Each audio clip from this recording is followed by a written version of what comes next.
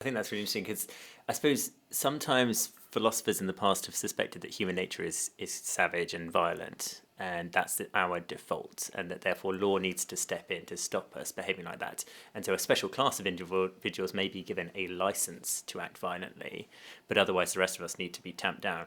But from what you're saying, you seem to be suggesting that actually maybe human nature isn't so sort of instinctively violent.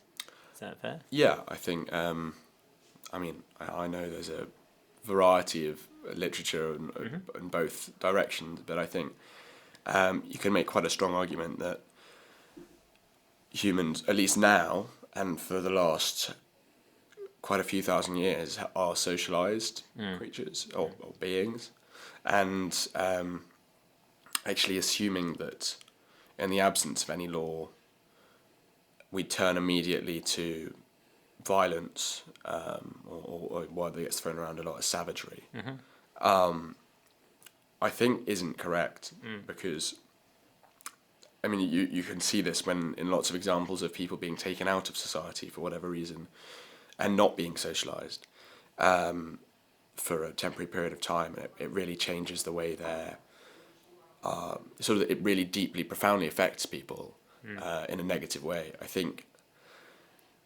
I do. I think certainly now humans are at least somewhat a socialized sort of class of person of.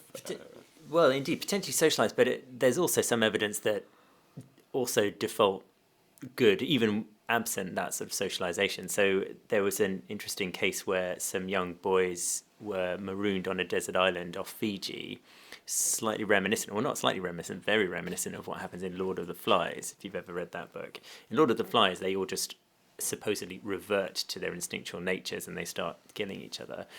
But in the real scenario, where there was this group of teenage boys, they did no such thing. They all cared after each other. There was one of the young boys broke his leg and was nursed back to health, and they were found safe and well only a couple of years later.